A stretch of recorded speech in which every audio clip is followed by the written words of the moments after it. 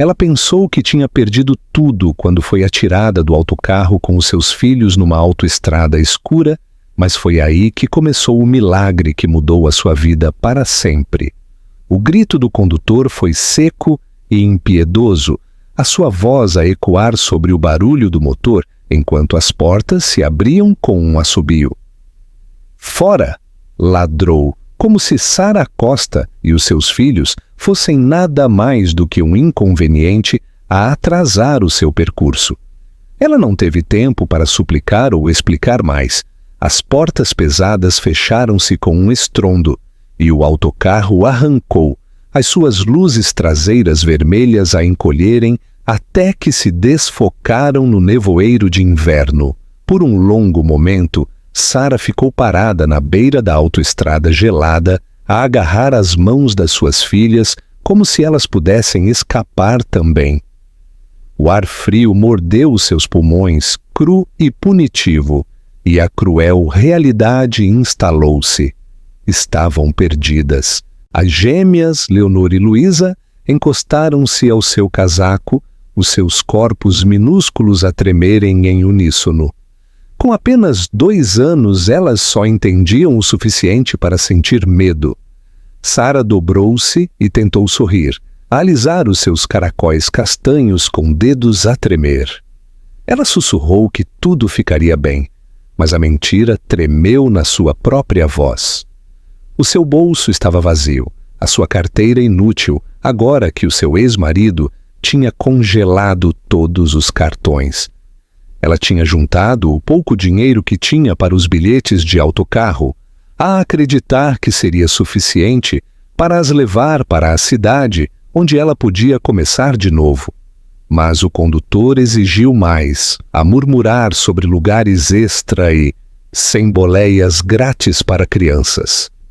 E quando Sarah confessou que não tinha mais nada, ele deu-lhe um olhar tão desdenhoso que queimou mais do que o frio. Depois, sem hesitação, ele pô-la a ela e aos seus filhos fora no meio do nada. A estrada estendia-se interminavelmente em ambas as direções, silenciosa exceto pela ocasional rajada de vento que chicoteava através das árvores nuas. Os carros passavam a alta velocidade, os faróis a piscarem brevemente antes de desaparecerem, e nenhum deles abrandou. Sarah puxou as raparigas para mais perto, a sentir a picada da sua própria impotência. Ela tinha prometido a si mesma que nunca mais deixaria Marcos, o seu ex, a ver derrotada, mas aqui estava ela, parada como uma sombra na berma da autoestrada, a perguntar-se se tinha cometido um terrível erro ao fugir. A sua respiração saía em nuvens visíveis enquanto ela tentava pensar em opções. Não havia nenhuma, nenhum abrigo à vista, nenhuma cidade a uma distância, a pé, que ela pudesse ver. As raparigas estavam a choramingar agora, os seus dentes a baterem enquanto enterravam as suas caras contra ela. Ela levantou-as uma após a outra, a tentar protegê-las com o seu calor corporal, embora os seus braços já estivessem a doer de carregar os sacos que tinha trazido. Esses sacos agora estavam inutilmente aos seus pés, o seu conteúdo mal suficiente para a sobrevivência, quanto mais para o conforto. Mesmo quando ela pensou que o peso do desespero a podia esmagar, um brilho apareceu na distância. Faróis, mais brilhantes e mais firmes do que os que tinham passado a alta velocidade antes, cresceram à medida que o som de um motor se aproximava. O veículo abrandou, os seus pneus a rangerem sobre o cascalho gelado. Um elegante SUV preto parou a poucos metros à frente e, por um momento, o pulso de Sarah acelerou com o pânico. Ela prendeu a respiração, insegura se devia confiar em quem estivesse atrás do volante. A porta do lado do condutor abriu-se e um homem alto saiu, a sua respiração a formar uma nuvem no ar gélido. Cabelo loiro apanhou o fraco brilho dos faróis e os seus olhos azuis, afiados e surpreendentes, fixaram-se nela com preocupação imediata. O seu casaco comprido balançou enquanto ele caminhava em sua direção, os seus sapatos a rangerem contra o chão gelado. Sara instintivamente puxou as raparigas mais para si, o seu corpo rígido com cautela. "A senhora está a morrer de frio aqui", ele disse, a sua voz firme mas não imponente, mais como uma mão estendida numa calma garantia. Ele tirou as suas luvas e estendeu-as para ela. "Por favor, leve-as." Sara hesitou, o seu orgulho e medo a lutarem dentro dela. Os estranhos não tinham sido amáveis com ela ultimamente, e ela tinha aprendido que a confiança era perigosa.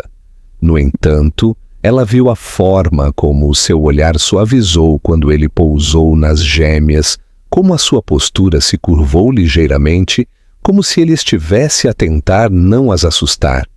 Ela enfiou as luvas sobre as suas mãos dormentes, a sussurrar um silencioso "Obrigada", quase com medo de que falar demasiado alto pudesse quebrar a frágil segurança deste momento.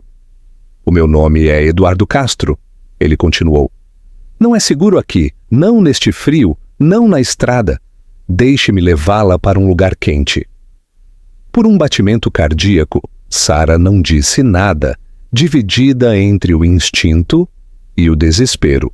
Mas enquanto as raparigas se agarravam mais a ela, os seus pequenos corpos a tremerem contra ela, ela percebeu que o frio estava a decidir por ela. Quaisquer que fossem os riscos à frente, eles não podiam ser piores do que ficar perdida naquela autoestrada com a noite a aproximar-se. Ela deu o mais fraco aceno. A expressão de Eduardo suavizou-se ainda mais, e com um movimento prático, ele pegou no mais pesado dos seus sacos, a deixá-la livre para carregar as suas filhas. As portas do SUV abriram-se, a derramar uma onda de ar quente que cheirava levemente a couro e café. Sara levantou Leonor e Luísa para o banco de trás, onde elas instantaneamente se enfiaram nos assentos como se fossem nuvens. Ela subiu depois delas, o calor a envolvê-la como uma frágil promessa. Enquanto o carro voltava suavemente para a estrada, Sara olhou para o pedaço de pavimento a encolher onde o seu pesadelo tinha começado, e pela primeira vez em dias, ela permitiu-se, a si mesma, a respirar. O futuro ainda era desconhecido, ainda perigoso, mas algo tinha mudado. Ela já não estava sozinha naquela interminável autoestrada. Dentro do SUV, o mundo sentiu-se inteiramente diferente, como se Sara e as suas filhas tivessem sido levantadas de uma realidade e atiradas para outra. O ar era quente, a zumbir gentilmente com o ritmo silencioso do motor, e o cheiro a couro misturava-se com o fraco rasto de café torrado. As gêmeas imediatamente afundaram-se no banco de trás, os seus pequenos corpos a relaxarem como se tivessem tropeçado num santuário escondido.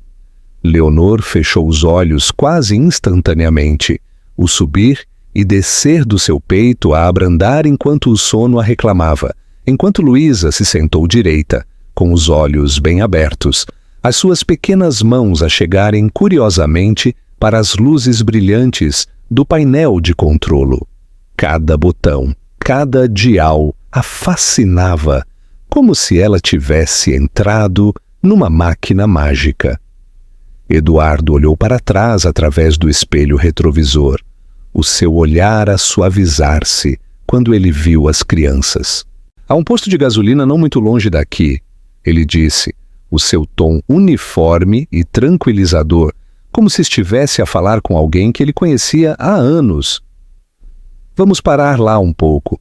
Chocolate quente, algo quente para as raparigas, talvez uma oportunidade para todas vocês apanharem a vossa respiração." As suas palavras caíram gentilmente, sem pressão, e, no entanto, havia uma calma autoridade nelas, o tipo que fez com que Sara sentisse que ela podia deixar ir o controlo só por um momento. Ela sentou-se rígida no início, os seus braços cruzados sobre o seu peito, incerta se era sensato relaxar. A adrenalina da última hora ainda corria afiada através das suas veias, e os seus instintos gritavam cautela. Mas o calor do carro infiltrou-se nos seus ossos, a descongelar a dor nos seus dedos e a rigidez nas suas articulações. Pela primeira vez naquela noite, ela sentiu o seu corpo a começar a relaxar. As raparigas, a sentirem a sua mudança, derreteram-se ainda mais nos assentos, seguras no casulo de calor. Quando o SUV parou no brilho claro do posto de gasolina, Sarah pestanejou contra o súbito dilúvio de luz. O parque de estacionamento estava quase vazio, só uns poucos caminhões a fazerem ralente do outro lado. Eduardo desligou o motor e virou-se para ela. Fique aqui com elas. Serei rápido. Antes que ela pudesse protestar, ele já tinha saído do carro, a sua passada propositada, enquanto ele desaparecia na loja. Através do vidro ela viu-o a mover-se de corredor para corredor, alto e preciso, a pegar em coisas com um foco que a surpreendeu. Ele não parecia um homem a fazer uma tarefa. Ele parecia alguém a executar um plano. Em minutos ele emergiu com 2 grandes sacos de papel. Quando ele deslizou de volta para o assento do condutor, o carro encheu-se com o cheiro reconfortante de cacau e pão fresco. Ele entregou a Sarah 2 chávenas a fumegar de chocolate quente com tampas demasiado grandes para as pequenas mãos das raparigas. Depois tirou cobertores de lã grossa, pequenos pares de meias decoradas com animais de desenho animado e até um par de coelhinhos de peluche macios, um rosa e um cinzento. As gêmeas acordaram com um cheiro a chocolate, os seus olhos bem abertos com súbita alegria. Luísa guinchou e estendeu a mão para o coelhinho rosa enquanto Leonor agarrou o cinzento com ambos os braços, como se ele já fosse dela para sempre. Elas beberam cuidadosamente do cacau, os narizes rosados, os olhos a brilharem com maravilha. Pela primeira vez desde que tinham saído de casa, elas riram. O som era frágil, mas real, e envolveu-se à volta do coração de Sarah como um salva-vidas. Ela sentou-se lá em silêncio por um momento, oprimida pelo estranho contraste entre desespero e conforto, entre a crueldade de ser abandonada na estrada e a inesperada bondade deste homem ao seu lado. Finalmente, ela encontrou a sua voz, embora ela tenha saído mais quieta do que ela pretendia. Por que parou? Os olhos de Eduardo permaneceram na estrada enquanto ele puxou o SUV de volta para a autoestrada. Porque uma vez, quando eu precisei que alguém parasse, ninguém parou. Ele disse simplesmente. A sua resposta não foi ensaiada nem polida, mas pesada com verdade, um fragmento de uma história deixada por contar. Ele não elaborou e Sarah não insistiu. Ela enrolou o cobertor mais apertado à sua volta e das suas filhas, a deixar o calor e o cacau e a segurança do momento infiltrar-se nela. Pela primeira vez em semanas, ela permitiu-se a si mesma a acreditar que talvez esta noite não acabasse em desastre, que talvez a estrada à frente tivesse mais do que medo. Enquanto as luzes do posto de gasolina desapareciam atrás deles, ela encostou a sua cabeça contra a janela fria, a sentir o vidro a vibrar suavemente debaixo da sua têmpora, e permitiu que a exaustão a puxasse lentamente para o sono. O último som que ela registrou antes de adormecer foi o zumbido firme do motor e a respiração silenciosa do homem que tinha escolhido parar. A verdade revelada. A clínica cheirava levemente a antisséptico e a linóleo gasto, uma mistura que tinha tanto conforto como inquietação. Sarah sentou-se na beira de um catre estreito enquanto as gêmeas se agarravam aos seus lados, os seus pequenos corpos a tremerem mais de exaustão do que de frio agora. Uma enfermeira moveu-se à volta deles com gentil eficiência, a verificar as temperaturas das raparigas, a ouvir os seus batimentos cardíacos e a murmurar tranquilizações num tom calmo e prático. As raparigas foram declaradas estáveis, só uma ligeira hipotermia, nada que cobertores quentes e descanso não pudessem curar. Sara exalou um suspiro que ela não se tinha apercebido de que tinha estado a aprender, o alívio a fazer com que os seus ombros ficassem curvados, como se um peso tivesse sido momentaneamente levantado. Mas o seu próprio alívio foi de curta duração, porque os olhos da enfermeira pararam nos seus pulsos. Os fracos hematomas amarelados, alguns a desaparecerem, outros frescos e profundos, contaram a sua própria história, e não importava o quanto ela puxasse pelas suas mangas, não podia apagar o que eles revelavam. Sara sentiu o olhar da enfermeira como um holofote num segredo que ela estava a tentar enterrar. A mulher não disse nada, só ofereceu um olhar simpático antes de sair do quarto. Minutos depois, um homem alto de uniforme apareceu. O seu crachá apanhou a luz fluorescente dura enquanto ele entrou com uma calma autoridade, a apresentar-se a si mesmo como agente Rui. O seu tom não era duro nem acusador, mas firme, o tipo de voz que coachava verdades de onde elas se escondiam. Ele puxou uma cadeira, a sentar-se ao nível dela em vez de se pairar sobre ela, e começou gentilmente a fazer perguntas.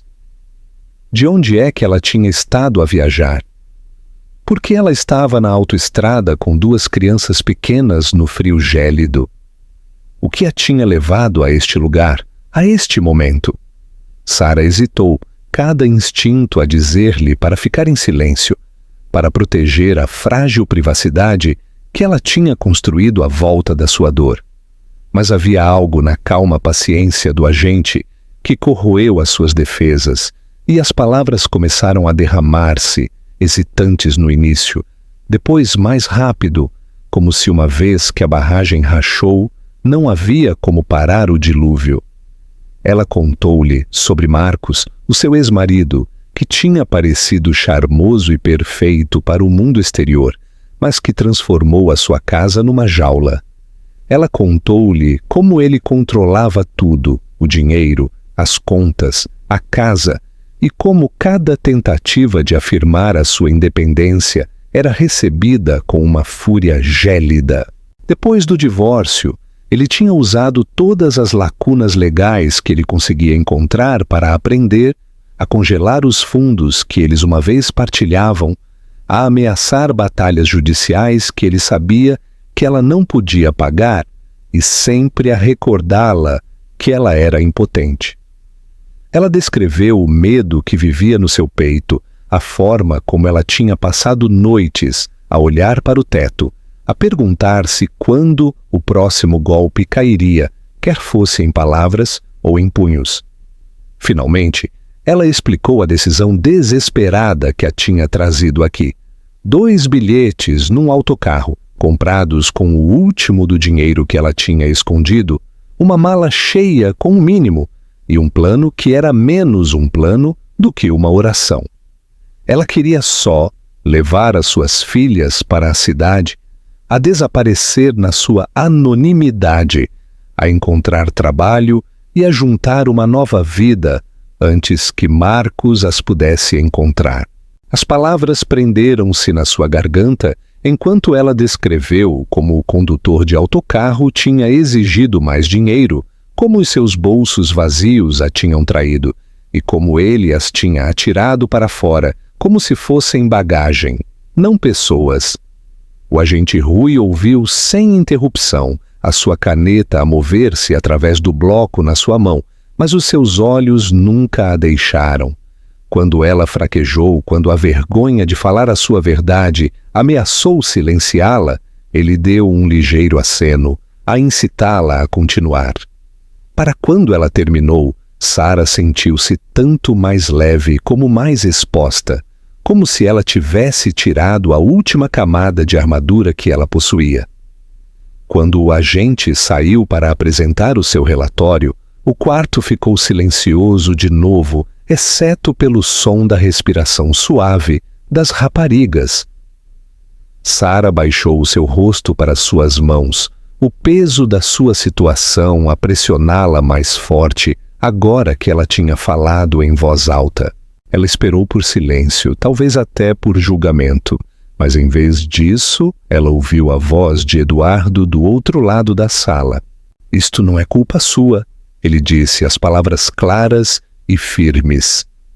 Ele tinha estado inclinado contra a parede, a dar-lhe espaço enquanto ela falava, mas agora ele deu um passo mais perto, a sua expressão ilegível, mas firme. O condutor de autocarro responderá pelo que ele fez, e o seu ex também. A senhora não vai enfrentar isto sozinha? Sara levantou a sua cabeça, os seus olhos a estreitarem-se ligeiramente, enquanto as suas defesas instintivas subiram de novo. Não preciso de caridade, ela disse rapidamente, a sua voz afiada com orgulho e o medo de ser usada. Eduardo não se encolheu com o seu tom. Em vez disso, ele inclinou-se para Brito frente, o seu olhar firme, as suas palavras deliberadas. E não estou a oferecê-la. O que estou a oferecer é segurança. 48 horas. Nada mais, a não ser que queira. 2 dias onde a senhora não tem que fugir, não tem que se perguntar onde as suas crianças vão dormir, não tem que lutar a cada segundo só para sobreviver. Depois disso, a senhora decide o que vem a seguir, sem compromissos. A finalidade da sua declaração atingiu-a. Não foi uma súplica, nem uma tentativa de a meter em dívida ou gratidão, mas uma simples promessa entregue com uma calma convicção. A garganta de Sara apertou-se. Por tanto tempo, cada oferta que ela tinha ouvido vinha com uma contrapartida, um gancho escondido debaixo da bondade, mas na voz dele, ela não conseguia detetar um. Ela olhou para suas filhas enroladas no catre, as suas pequenas mãos a envolverem os coelhinhos de peluche que ele lhes tinha comprado, e sentiu a sua resolução a enfraquecer contra a maré de exaustão e esperança. Nesse momento, ela percebeu que a sobrevivência sozinha já não era o suficiente. Talvez, pela primeira vez em anos, havia uma chance de algo para além de só aguentar. E embora ela não o pudesse dizer em voz alta ainda, ela sabia que ela aceitaria as 48 horas. A conspiração do destino. A cidade ergueu-se à volta deles como uma constelação de aço e vidro, as suas luzes afiadas contra a noite de inverno. Sara sentou-se em silêncio enquanto o SUV deslizava entre torres altas, as gêmeas encostadas contra as janelas, com olhos bem abertos, a maravilhar-se com a paisagem urbana, como se fosse um conto de fadas, pintado através do horizonte. Cada quarteirão que eles passavam parecia pulsar com vida, os restaurantes a derramarem luz quente para as calçadas, as pessoas a apressarem-se com sacos de compras e as placas brilhantes a piscarem no ar frio.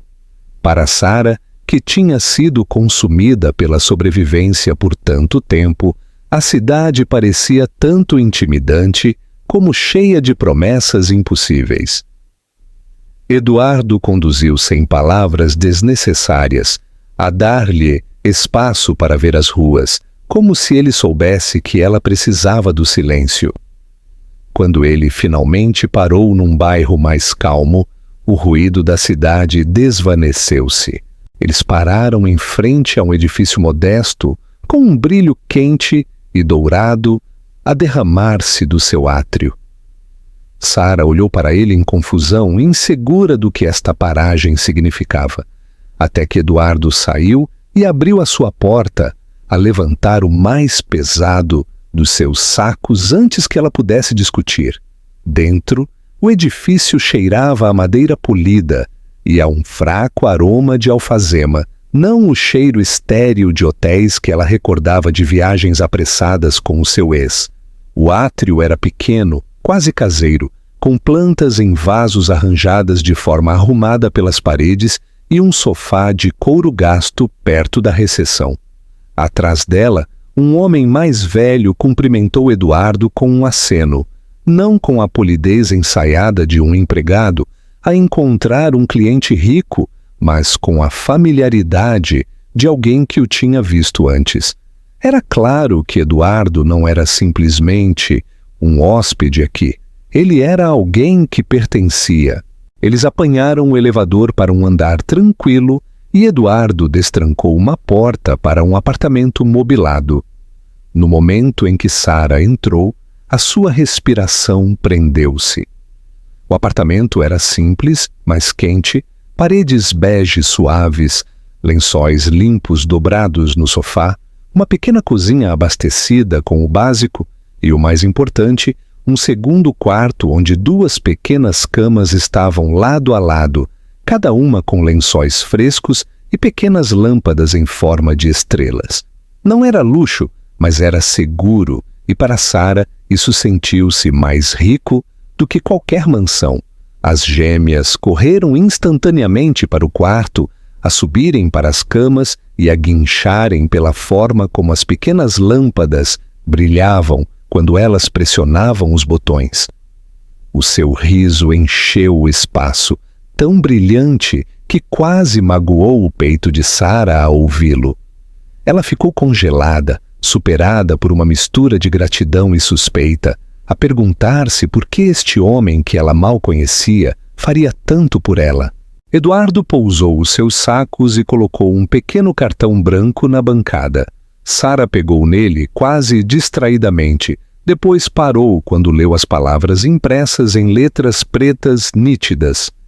Eduardo Castro, CEO, Northbridge Logística. Os seus olhos voaram para ele, a sua mente a lutar para reconciliar o homem que tinha comprado animais de peluche num posto de gasolina, com o título polido, a olhá-la de volta. "O senhor é um diretor?" ela perguntou, a palavra a escapar antes que ela pudesse pensar. Ele deu um pequeno sorriso divertido, como se a pergunta mal arranhasse a verdade. "Diretor executivo, tecnicamente, mas agora sou alguém a assegurar-me de que as suas raparigas têm pijamas quentes." A simplicidade da resposta desarmou-a. Ele não a entregou com arrogância ou orgulho. Foi dito tão casualmente como se ele estivesse a descrever o tempo. Ainda assim, a realidade da sua posição a deixou cautelosa.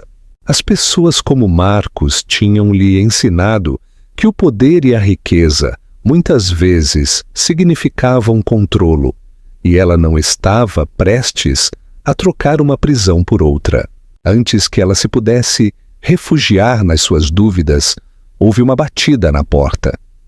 Eduardo abriu-a para revelar uma mulher alta, de fato cinzento, a sua presença afiada e profissional. O seu cabelo escuro estava puxado de forma arrumada num coque, e uma mala de couro pendurava-se ao seu lado. Ela apresentou-se a si mesma como Olívia Lopes, uma advogada, a sua voz calma e medida. Sara enrijeceu instintivamente, a preparar-se para perguntas a que ela não podia responder, mas a expressão de Olívia não tinha nada do julgamento que Sara temia. Olívia sentou-se na pequena mesa da cozinha, a colocar papéis com uma destreza prática. Ela explicou que eles apresentariam um pedido de ordem de restrição temporária contra Marcos, a detalhar o abuso e o controlo financeiro que ele tinha exercido. Ela falou com uma calma confiança sobre a recolha de filmagens de câmaras da autoestrada para provar o incidente do autocarro, e ela assegurou a Sara que ela não estaria a ficar sozinha em frente a um juiz. Cada palavra foi entregue com a certeza de alguém que conhecia o sistema e sabia como lutar dentro dele. Enquanto Sara ouvia, algo mudou no fundo dela. Ela estava tão acostumada a ser encurralada, a antecipar o próximo golpe, a próxima ameaça, que a ideia de alguém a adiantar-se em seu nome sentiu-se estranha, quase irreal. As gêmeas voltaram para a sala, ainda a agarrarem os seus novos coelhinhos, as suas caras vermelhas de excitação. E Sara apanhou um vislumbre das suas reflexões na janela, duas meninas pequenas, seguras para a noite, inconscientes da tempestade que a sua mãe carregava. O seu peito apertou-se com emoção que ela não conseguia bem nomear. Parte dela queria desabar em alívio a deixar esta inesperada aliança a levá-la para a frente. Outra parte queria manter a sua guarda, a recordar-se a si mesma que a confiança sempre tinha sido a sua ruína.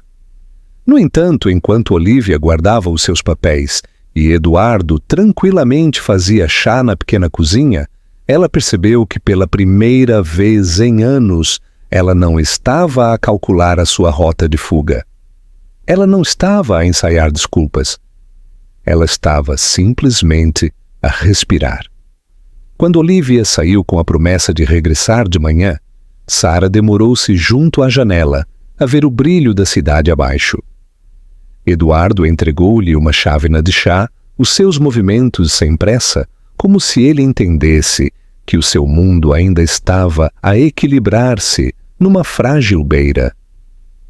Isto não é permanente, ele disse suavemente. É só um lugar para começar. A senhora decide o que vem a seguir.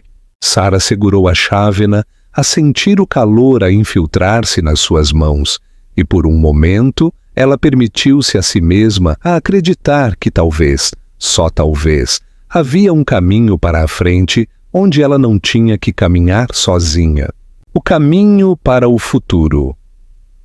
A noite era pesada com silêncio, o tipo que se infiltra em cada canto de um lugar estranho e te mantém meio acordada, não importava o quão segura tu tentes sentir-te. Sara deitou-se na cama fornecida para ela, o colchão macio quase demasiado confortável depois de semanas de noites inquietas. No início, ela pensou que ela iria dormir a noite toda, mas os seus sonhos traíram-na. Ela acordou com um sobressalto ao som de portas de autocarro imaginárias a fecharem-se com força, o eco da voz cruel do condutor nos seus ouvidos e a visão de luzes traseiras vermelhas a desaparecerem na distância.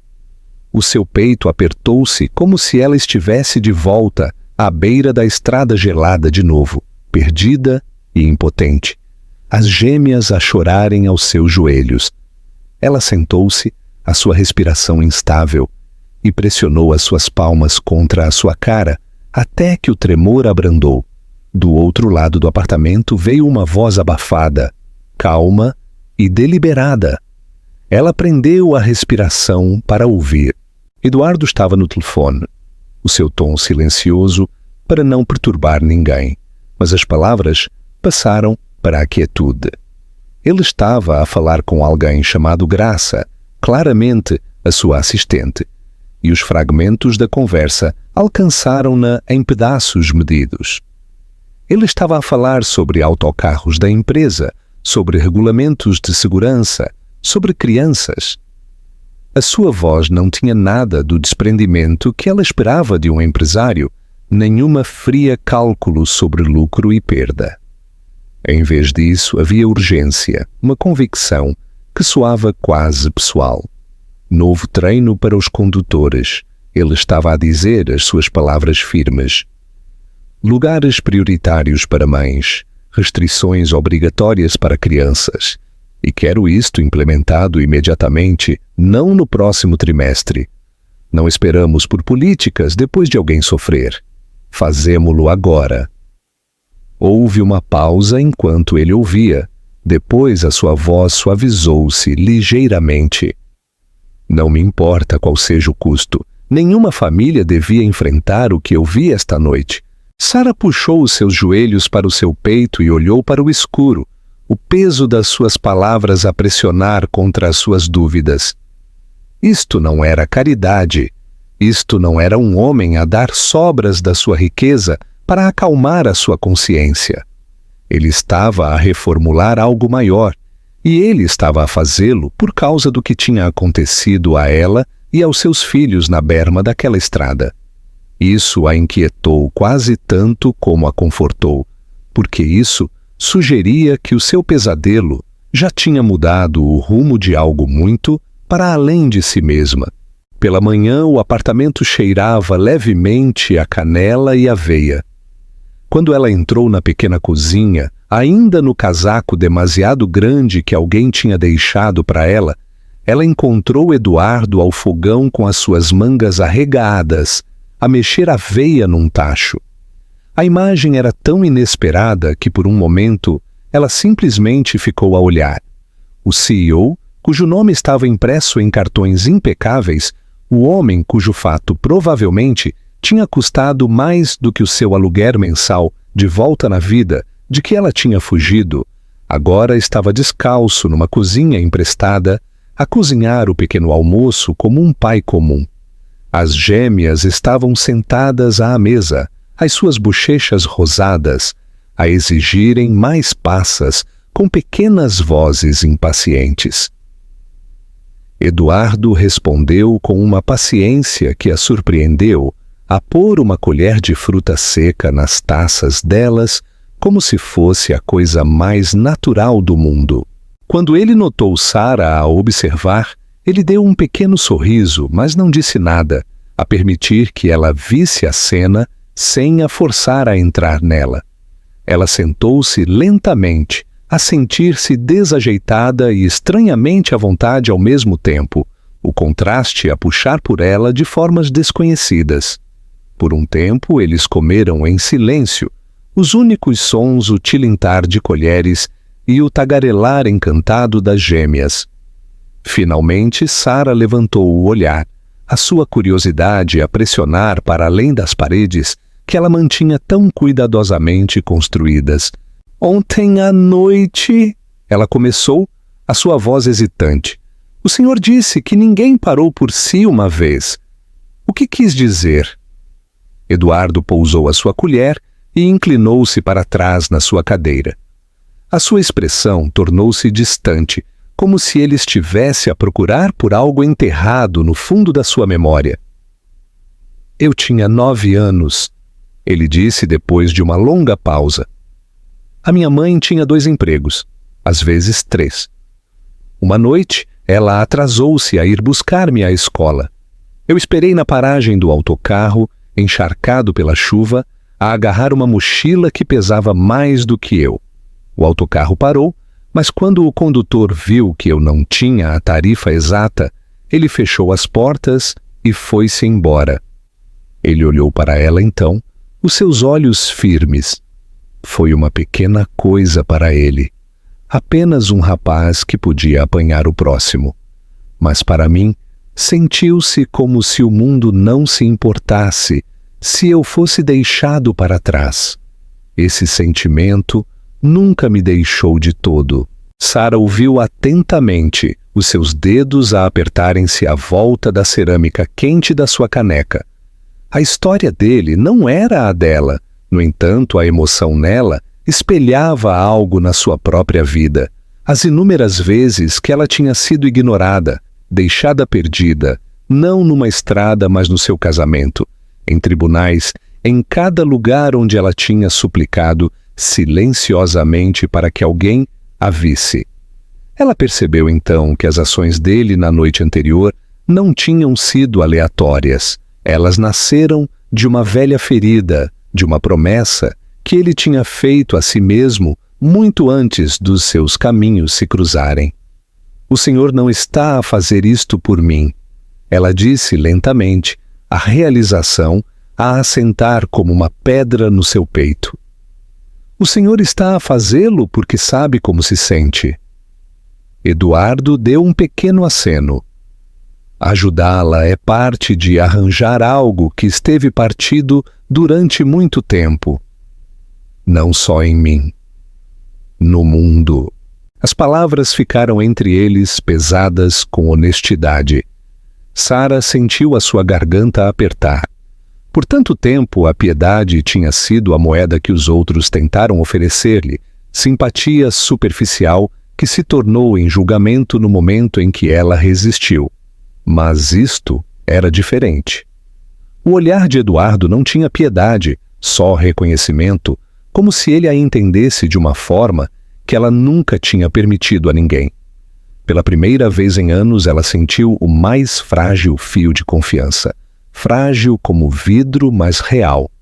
Ela ainda não sabia o que este homem queria dela, se é que queria alguma coisa, mas ela começou a acreditar que talvez a sua presença na sua vida não foi um acidente, não alguma cruel reviravolta do destino, mas o começo de algo que podia mudar tudo, não só para ela, mas para as duas pequenas raparigas que agora riam à mesa, felizes e inconscientes das sombras de que a sua mãe tinha estado a fugir. A batalha legal. O tribunal era uma estrutura fria e imponente, todos os chãos de mármore e corredores com eco que pareciam desenhados para intimidar. Sara segurou as mãos das suas filhas enquanto eles entravam, embora as gêmeas fossem demasiado jovens para entenderem a gravidade do lugar. Elas saltaram desajeitadamente ao seu lado, os seus pequenos sapatos a baterem contra os azulejos polidos, o som demasiado inocente para a atmosfera severa do edifício. Eduardo caminhou ao seu lado, mas ligeiramente atrás, sem pairar, sem a pressionar, só suficientemente perto para recordar que ela não estava a caminhar para esta batalha sozinha. Olivia Lopes, afiada e focada, carregava uma pasta numa mão e moveu-se com a confiança de alguém que sabia exatamente onde colocar os seus pés em salas como esta. Dentro da sala do tribunal, o ar era pesado com formalidade. A juíza sentou-se na sua bancada, a sua expressão severa e ilegível, uma mulher que provavelmente tinha ouvido todas as desculpas, todas as mentiras e todas as súplicas imagináveis. Marcos chegou tarde, a sua entrada tão deliberada como tudo o resto sobre ele. Ele usava um casaco comprido e caro e um sorriso presunçoso que cintilava entre arrogância e charme. O tipo de expressão que uma vez convenceu os vizinhos de que ele era um marido e pai devoto. Ele caminhou como se o chão pertencesse a ele, e quando ele olhou para Sara, foi com a mesma fria confiança que ela se recordava demasiado bem, um silencioso lembrete de cada vez que ele lhe tinha dito que ela nunca poderia escapar dele.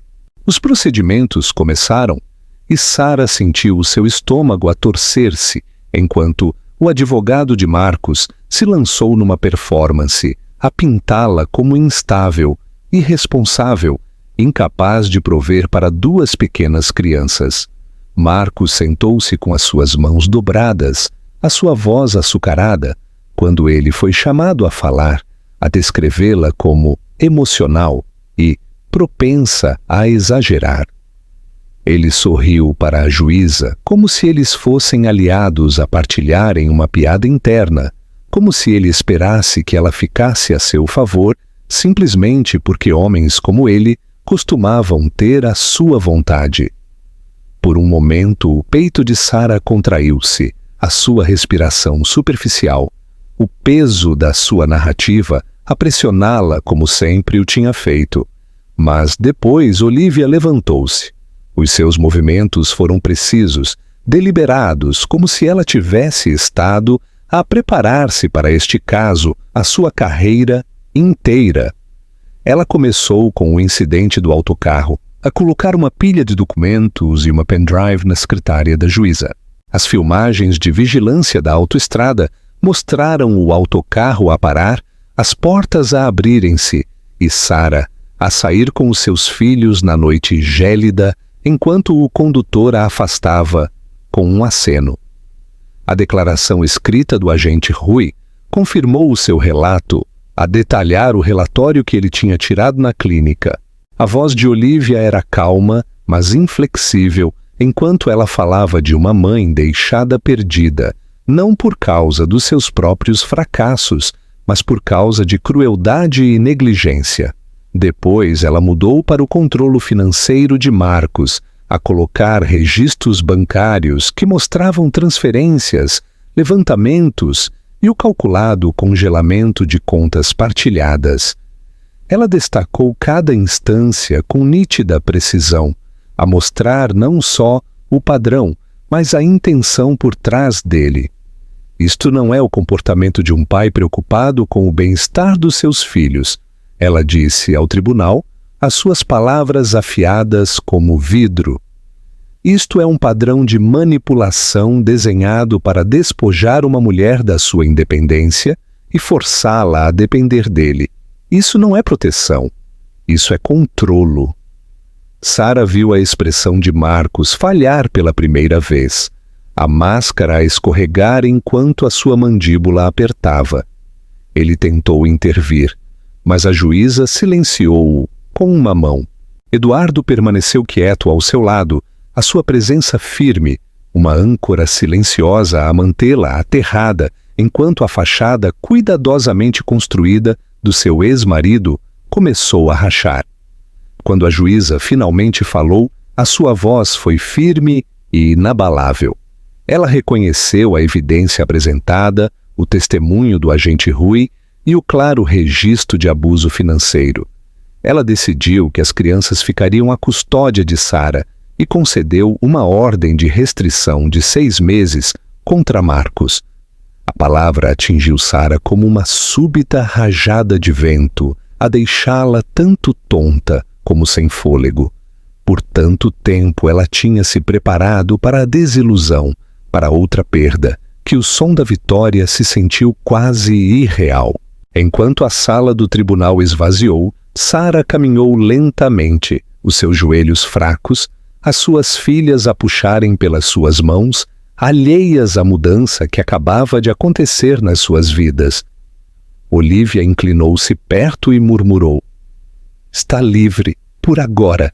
Ele tentará de novo, mas hoje a senhora ganhou." As palavras tinham tanto garantia como aviso, mas Sara agarrou-se à primeira parte. Marcos passou por eles no corredor. O seu sorriso foi-se, substituído por veneno nos seus olhos. Ele inclinou-se suficientemente perto para que só Sara o pudesse ouvir. "O dinheiro vai acabar", ele sibilou. "E quando acabar, faz rastejar de volta." Antes que Sara pudesse reagir, Eduardo adiantou-se. Ele não levantou a sua voz, não se moveu com agressão, mas a sua presença foi suficiente para parar Marcos no seu caminho. O seu olhar era frio, firme e sem um rasto de medo. "Ela não tem que rastejar para lado nenhum", disse Eduardo calmamente. "Ela tem escolhas agora. Isso é algo que o senhor nunca mais vai controlar." Marcos olhou para ele, mas a autoridade no tom de Eduardo não deixou lugar para a discussão. Ele virou-se bruscamente e caminhou pelo corredor, os seus passos a ecoarem com o som oco da derrota. Sara ficou lá, o seu coração a bater, o seu corpo ainda a tremer do confronto. Ela olhou para suas filhas, que estavam a puxar pelos seus coelhinhos e a rir de algo que só elas entendiam. E pela primeira vez em anos, ela sentiu os frágeis agitar da esperança de que talvez o mundo pudesse pender a seu favor. Ela virou-se para Eduardo, a sua voz quieta, mas firme. "Ainda não sei por que o senhor está a fazer isto", ela admitiu. A expressão de Eduardo suavizou-se ligeiramente, embora a sua postura tenha permanecido forte. "Porque alguém devia ter se defendido por si há muito tempo", ele disse. "E porque nenhuma criança devia ver a sua mãe a lutar batalhas sozinha." Sara engoliu em seco, incapaz de responder, mas no seu silêncio houve um reconhecimento que ela não conseguia ignorar. Ela não estava curada, não estava segura para sempre, não estava livre do homem que a tinha assombrado por tanto tempo, mas ela já não estava completamente impotente, e isso mudou tudo. Os dias que se seguiram à audiência do tribunal passaram num borrão de exaustão e frágil alívio. Sara passou grande parte do seu tempo simplesmente a ver as suas filhas a brincarem, a maravilhar-se com a rapidez com que as crianças podiam encontrar o riso de novo, mesmo quando os adultos à sua volta estavam a carregar o peso de batalhas. Pela primeira vez em meses, ela permitiu-se a si mesma a respirar sem o constante medo de que Marcos pudesse passar pela porta. Ainda assim, nos momentos tranquilos, a dúvida infiltrou-se. Ela perguntou-se quanto tempo este alívio duraria, se ela podia realmente construir algo novo das cinzas da vida de que ela tinha fugido. Ela disse a si mesma para não confiar em Eduardo, para não deixar a gratidão se misturar com a dependência, mas a cada vez que ela o via com as raparigas, paciente, amável e sem pressa, as suas defesas enfraqueciam um pouco mais. O farol da ponte. Numa nítida tarde de outubro, Eduardo sugeriu um passeio de carro. Ele não ofereceu detalhes, só um vago sorriso e a garantia de que não demoraria muito. Sara hesitou no início, desconfortável com surpresas, mas as raparigas guincharam a menção de um passeio, as suas pequenas mãos a agarrarem os seus coelhinhos, como se os brinquedos de peluche pudessem vir também. Eventualmente ela concordou a instalar-se no assento do passageiro, enquanto a cidade se desenrolava fora da janela. Quanto mais eles conduziam, mais as ruas se tornavam mais tranquilas, até que os edifícios altos deram lugar a estradas ladeadas por árvores onde as folhas laranjas se espalharam pelo pavimento e as abóboras decoravam as varandas em preparação para o Halloween. Quando o carro abrandou, Sara sentiu uma estranha agitação no seu peito. Eles pararam em frente a uma pequena casa com uma porta de entrada azul pálido e uma varanda branca que parecia acabada de pintar. O jardim estava bem cuidado e o caminho que levava à entrada estava ladeado com lanternas, cada uma a brilhar fracamente na luz da tarde. A casa era modesta comparada com os arranha-céus que eles tinham deixado para trás, mas irradiava calor de uma forma que fez a garganta de Sara apertar. Havia um letreiro plantado no jardim que dizia "Farol da Ponte, New Mill". Ela olhou para ele sem entender, até que Eduardo se pôs ao seu lado e explicou. "Há 10 anos eu comecei o Fundo Farol da Ponte", ele disse, a sua voz quieta, quase reverente. "Se nós compramos ou construímos casas para famílias que estão a tentar escapar do abuso, da pobreza ou de qualquer coisa que as mantenha presas. Esta marca a nossa 10ª casa, e é para a senhora e para as raparigas." Por um momento, Sara pensou que ela o tinha ouvido mal. Ela abanou a cabeça, a rir em incredulidade, embora a sua risada se tenha partido no meio, a soar mais como um soluço. "Isso é impossível. Estávamos perdidas numa autoestrada há apenas dias, com nada mais do que um par de sacos. Isto não pode ser real." O olhar de Eduardo foi firme, a sua expressão gentil, mas inabalável. "É real. Às vezes o mundo é cruel, mas às vezes pode surpreender-nos. Este é um desses momentos." As gêmeas, alheias ao peso das suas palavras, já estavam a correr pelo caminho, as suas pequenas vozes a tilintarem com excitação enquanto elas puxavam pela porta. Sara seguiu-as, os seus passos instáveis, a sua mente ainda a tentar reconciliar a ideia de segurança a ser-lhe dada depois de tanta luta. Quando ela abriu a porta azul, o cheiro de tinta fresca e madeira nova encheu os seus sentidos. A sala de estar era acolhedora, com a luz do sol a entrar através de janelas amplas, um tapete espalhado sobre chãos polidos e um sofá que parecia intocado. Na cozinha, ela viu bancadas que brilhavam, armários já abastecidos com o básico e até um pequeno ímã no frigorífico que dizia: "Hoje será melhor do que ontem." Ela moveu-se pelo corredor, o seu coração a bater, até que ela chegou a um quarto com duas pequenas camas lado a lado. Cada uma estava vestida com colchas macias, uma rosa, uma amarela pálido, com prateleiras acima delas ladeadas com livros infantis e golfinhos pintados. Havia até pequenas lâmpadas em forma de estrelas, a ecoarem as que estavam no apartamento onde elas tinham encontrado o descanso pela primeira vez. A vista quebrou-la. As lágrimas encheram seus olhos, a transbordarem antes que ela as pudesse parar. Durante anos ela tinha lutado para dar às suas filhas até as mais pequenas sobras de segurança. E agora aqui estava uma casa inteira, construída para elas, à espera como uma promessa que ela nunca pensou que ela pudesse cumprir. Atrás dela, a voz de Eduardo foi quieta. A casa será posta numa fundação sob o seu nome. Assim ela está protegida. O Marcos não pode tocá-la. Ninguém a pode tirar de si. Ele fez uma pausa, depois acrescentou com igual calma: "E se a senhora quiser, há uma posição aberta na Northbridge.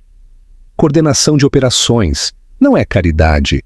Eu vi a forma como a senhora planeia, como a senhora pensa. A senhora levou as suas raparigas através de quilômetros, sem dinheiro e sem rede de segurança. Isso é logística. Isso é estratégia. Habilidades como essas valem mais do que a senhora percebe." Sara virou-se para ele, as suas bochechas molhadas, as suas mãos pressionadas contra o caixilho da porta, como se ela precisasse de algo para a manter direita. "Isto sente-se como um choque," ela sussurrou, a sua voz crua. "Não o tipo que destrói, mas o tipo que a gente não consegue processar porque se sente demasiado bom para ser verdade." Eduardo deu um fraco sorriso, um que não procurou a sua gratidão, mas em vez disso, reconheceu a verdade do que ela sentia. "É suposto ser," ele disse. "Às vezes, o melhor tipo de choque é o que nos recorda que o mundo pode ser amável, mesmo depois de tudo o que vimos." As gêmeas, alheias ao peso das suas palavras, já estavam a correr pelo caminho, as suas pequenas vozes a tilintarem com excitação, enquanto elas puxavam pela porta. Sara seguiu-as, os seus passos instáveis, a sua mente ainda a tentar reconciliar a ideia de segurança a ser lhe dada depois de tanta luta. Quando ela abriu a porta azul, o cheiro de tinta fresca e madeira nova encheu os seus sentidos. A sala de estar era acolhedora, com a luz do sol a entrar através de janelas amplas, um tapete espalhado sobre chãos polidos e um sofá que parecia intocado. Na cozinha, ela viu bancadas que brilhavam, armários já abastecidos com o básico e até um pequeno ímã no frigorífico que dizia: "Hoje será melhor do que ontem." Ela moveu-se pelo corredor, o seu coração a bater, até que ela chegou a um quarto com duas pequenas camas lado a lado. Cada uma estava vestida com colchas macias, uma rosa, uma amarela pálido, com prateleiras acima delas ladeadas com livros infantis e golfinhos pintados. Havia até pequenas lâmpadas em forma de estrelas, a ecoarem as que estavam no apartamento onde elas tinham encontrado o descanso pela primeira vez. A vista quebrou-la. As lágrimas encheram seus olhos, a transbordarem antes que ela as pudesse parar. Durante anos ela tinha lutado para dar às suas filhas até as mais pequenas sobras de segurança. E agora, aqui estava uma casa inteira, construída para elas, à espera como uma promessa que ela nunca pensou que ela pudesse cumprir. Atrás dela, a voz de Eduardo foi quieta. A casa será posta numa fundação sob o seu nome. Assim, ela está protegida. O Marcos não pode tocá-la. Ninguém a pode tirar de si. Ele fez uma pausa, depois acrescentou com igual calma. E se a senhora quiser, há uma posição aberta na Northbridge, coordenação de operações. Não é caridade. Eu vi a forma como a senhora planeia, como a senhora pensa. A senhora levou as suas raparigas através de quilômetros sem dinheiro e sem rede de segurança. Isso é logística. Isso é estratégia. Habilidades como essas valem mais do que a senhora percebe. Sara virou-se para ele, as suas bochechas molhadas, as suas mãos pressionadas contra o caixilho da porta, como se ela precisasse de algo para a manter direita. Isto sente-se como um choque, ela sussurrou, a sua voz crua. Não o tipo que destrói, mas o tipo que a gente não consegue processar porque se sente demasiado bom para ser verdade. Eduardo deu um fraco sorriso, um que não procurou a sua gratidão, mas em vez disso, reconheceu a verdade do que ela sentia. É suposto ser, ele disse. Às vezes, o melhor tipo de choque é o que nos recorda que o mundo pode ser amável, mesmo depois de tudo o que vimos.